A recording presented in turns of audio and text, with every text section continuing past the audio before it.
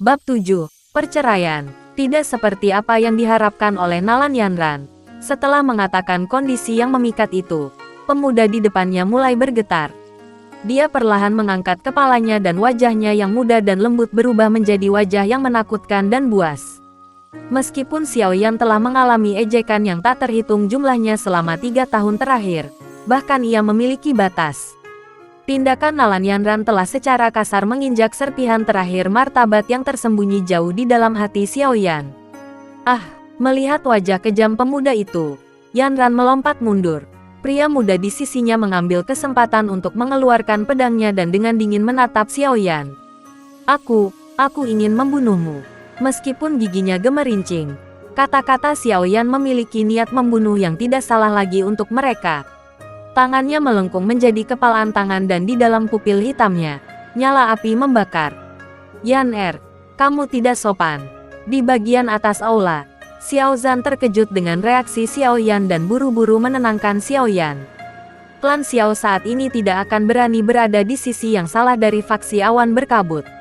Meskipun tinjunya semakin kencang, Xiao Yan menunduk. Beberapa saat kemudian, dia dengan ringan mengangkat kepalanya. Perbedaannya adalah bahwa wajah setan yang dia tunjukkan sebelumnya telah sepenuhnya digantikan oleh wajah yang tenang dan tenang. Dalam 3 tahun terakhir, Xiao Yan telah mengalami banyak diskriminasi dan ejekan. Akibatnya, Xiao Yan sekarang lebih matang dari sebelumnya. Mungkin keuntungan terbesarnya dari 3 tahun terakhir adalah dia belajar mengendalikan emosinya. Melihat pemuda yang sama sekali berbeda, Geye dan Nalan Yanran tiba-tiba merasa kedinginan. Anak ini, jika dia tetap tidak berguna maka itu bukan masalah besar. Tapi jika dia mendapatkan kekuatan, maka dia pasti akan menjadi kekuatan berbahaya yang harus diperhitungkan. Geye berpikir sungguh-sungguh. Xiao Yan, meskipun saya tidak tahu mengapa tindakan saya membuat Anda marah sejauh ini, tapi, Anda masih harus melepaskan pernikahan ini. Perlahan-lahan menghela napas, Nalan Yanran mendorong ketakutannya dan menegangkan wajahnya. Ingat, kunjungan saya ke klan Xiao diizinkan oleh guruku, pemimpin fraksi awan berkabut, mengucap bibirnya. Nalan Yanran berkata, dengan sedikit ketidakberdayaan, kamu bisa mengerti bahwa kunjungan saya hari ini sebagian merupakan paksaan. Tetapi Anda harus memahami bahwa kenyataan itu keras dan tidak ada yang adil. Meskipun itu tidak berarti banyak, Anda harus memahami perbedaan di antara kami. Kami tidak memiliki harapan untuk bersama. Mendengar pernyataan absolut dari gadis itu, mulut Xiao Yan melengkung menyeringai. Nyonya Nalan, Anda harus mengerti, di daratan Doqi, seorang wanita yang akan kembali ke pernikahannya akan mempermalukan pihak lawan di depan semua orang. Hehe, aku tidak terlalu peduli untuk dipermalukan. Tapi ayahku, dia pemimpin klan. Jika kami menerima permintaan Anda hari ini, lalu bagaimana Anda mengharapkannya untuk memerintah atas klan Xiao? Bagaimana klan Xiao mempertahankan pijakan di kota Wutan? Melihat pemuda yang geram itu, alis Nalan Yanran berkerut. Dia mengintip Xiao Zhan di ujung lorong. Dia tampak seperti baru saja menua. Melihat itu, dia merasa sedikit menyesal atas tindakannya dan menggigit bibirnya. Setelah merenung sejenak, matanya menyala.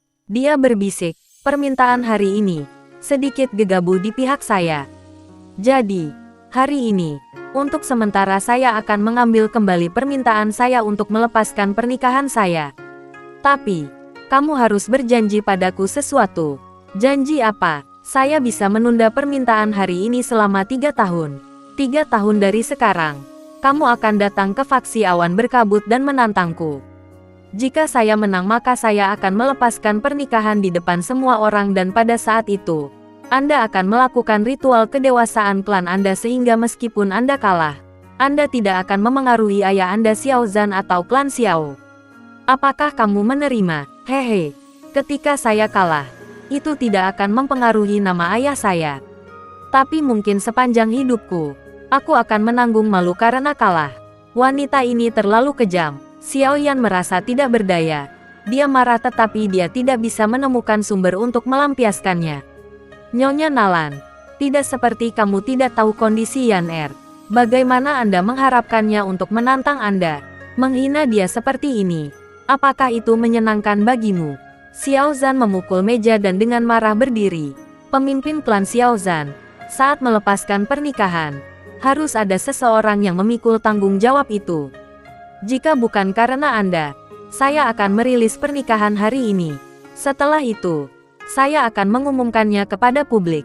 Setelah diblokir beberapa waktu, Nalan Yanran juga menjadi marah dan dengan dingin berteriak pada Xiao Yan, karena kamu tidak ingin melukai nama pemimpin klan Xiao Zhan, maka terimalah tantangannya.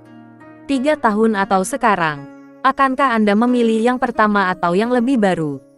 Nalan Yanran, kamu tidak perlu bertindak semua tinggi dan perkasa.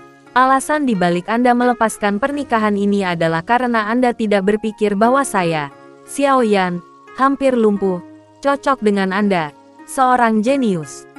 Maafkan saya karena telah menjelaskan semuanya dengan jelas. Selain kecantikan Anda, saya tidak peduli tentang hal lain milik Anda. Faksi awan berkabut sangat kuat. Aku akui itu.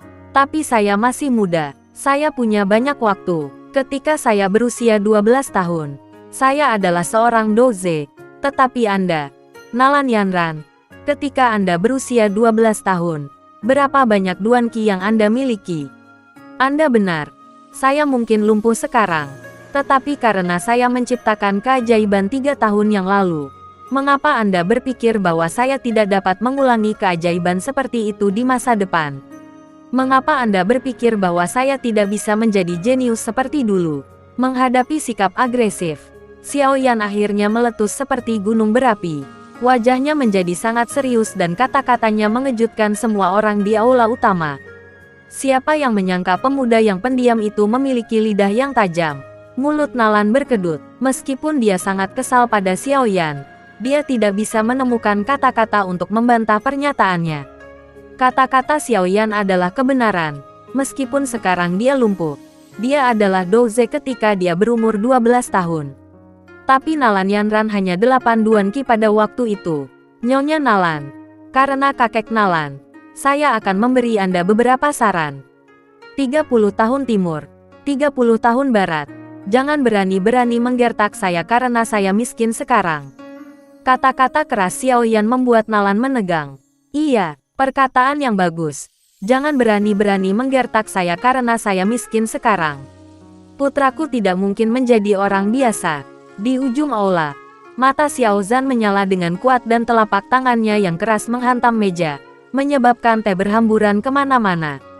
Mengepalkan giginya dan menatap pemuda yang menyeringai di depannya, Nalan menjadi sangat marah sehingga kepalanya mulai merasa pusing. Nalan Yanran telah dimanjakan sejak lahir dan tidak pernah dipermalukan oleh seseorang yang seumuran dengannya.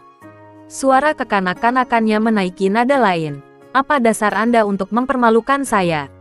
Bahkan jika bakat Anda sebelumnya tidak tertandingi oleh siapapun, Anda sekarang. Anda lumpuh sekarang. Oke, saya, Nalan Yanran, akan menunggu hari Anda melampaui saya. Rilis hari ini. Saya tidak akan menyebutkannya lagi. Tetapi 3 tahun dari sekarang, saya akan menunggu Anda di faksi awan berkabut. Jika Anda punya nyali, tunjukkan kepada saya bagaimana Anda telah mengubah situasi Anda. Jika kau mengalahkanku, maka aku, Nalan Yanran, akan menjadi budakmu selama sisa hidupku. Tentu saja, jika kamu masih lumpuh 3 tahun kemudian maka kamu lebih baik menyiapkan kontrak untuk melepaskan pernikahan kita. Melihat wajah pucat gadis itu, Xiao Yan mengolok-olok, tidak butuh 3 tahun. Saya tidak ingin Anda bahkan jika Anda memohon saya untuk menjadi istri saya.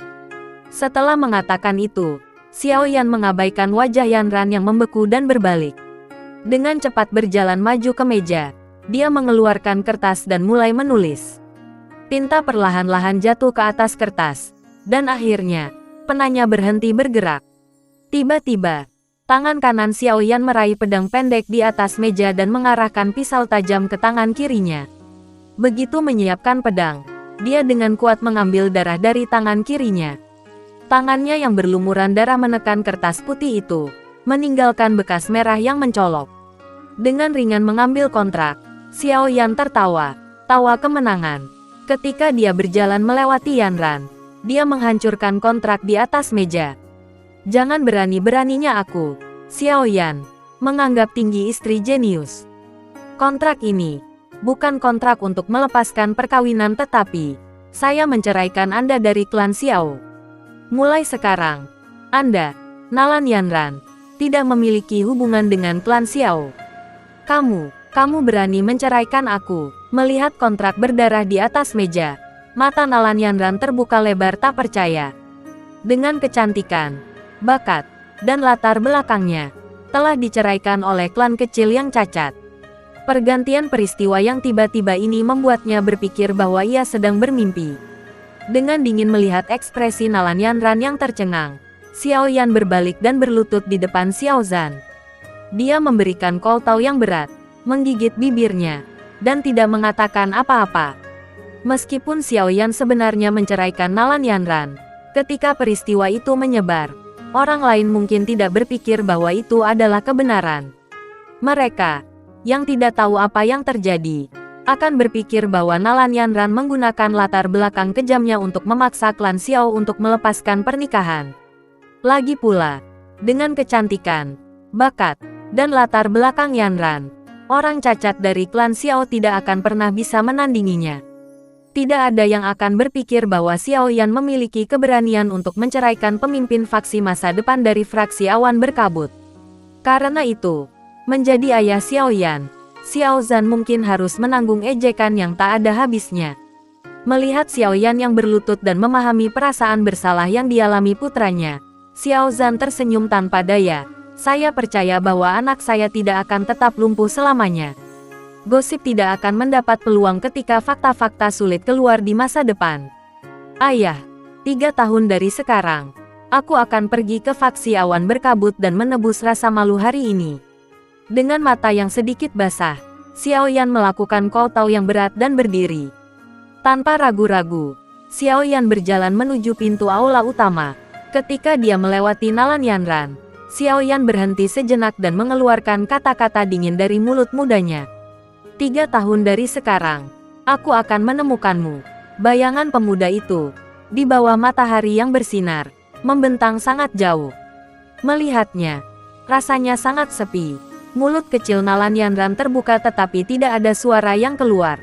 Dia menatap punggung Xiao Yan yang menghilang dan kontrak di tangannya terasa seberat gunung. "Ahem, karena tujuanmu telah tercapai, silakan pergi sekarang." Melihat pemuda yang surut itu, meskipun wajah Xiao Zhan tanpa ekspresi, tangan di dalam lengan bajunya melengkung begitu erat sehingga jari-jarinya menjadi pucat pasi. "Pemimpin klan Xiao Zhan, aku minta maaf untuk acara hari ini. Jika Anda punya waktu di masa depan, pastikan untuk datang mengunjungi klan Nalan." Membungkuk ringan pada Xiao Zhan yang tenang, Nalan juga tidak ingin tinggal. Dia dengan cepat berdiri dan pergi ke pintu aula utama. Di belakangnya, Geye dan pemuda tampan itu dengan cepat mengikutinya. "Ambil Ki Gathering Powder." Melambaikan tangannya, Xiao Zhan melemparkan kotak giok di atas meja pada mereka. Geye dengan cepat menangkap kotak yang jatuh dan dengan pahit tersenyum sambil menempatkan kotak itu di dalam cincinnya. "Nyonya Nalan, semoga Anda tidak akan menyesali tindakan Anda hari ini. Dan juga, jangan berasumsi bahwa dengan faksi awan berkabut di belakang Anda dapat melakukan apapun yang Anda inginkan. Ada banyak orang yang lebih kuat dari Yun Yun." Ketika Nalan Yanran hendak keluar dari pintu, suara dingin seorang gadis yang jelas terdengar di dalam aula. Langkah ketiganya berhenti dan mereka melirik ke sudut di mana suara itu berasal. Menemukan seorang gadis berpakaian ungu perlahan membalik buku. Sinar matahari menyinari jendela di sebelahnya dan melilit gadis itu dengan sempurna. Dari kejauhan, dia tampak seperti lotus ungu surgawi yang mekar, bersih dan anggun, seolah-olah dia berasal dari surga. Seolah-olah dia merasakan pandangan dari ketiganya. Gadis itu mengangkat kepalanya dari buku tua itu dan di musim gugur seperti mata miliknya. Garis tipis nyala api keemasan mengintip keluar. Melihat api tipis di mata gadis itu, Geye segera menegang dan ekspresi ketakutan melintasi wajahnya yang keriput. Tangannya yang keriput segera meraih Nalan Yanran dan pemuda yang bingung dan dia melarikan diri dari aula utama seolah-olah dia takut akan nyawanya. Melihat tindakan Geye, kecuali untuk beberapa orang Yang lain semua memiliki ekspresi kebingungan.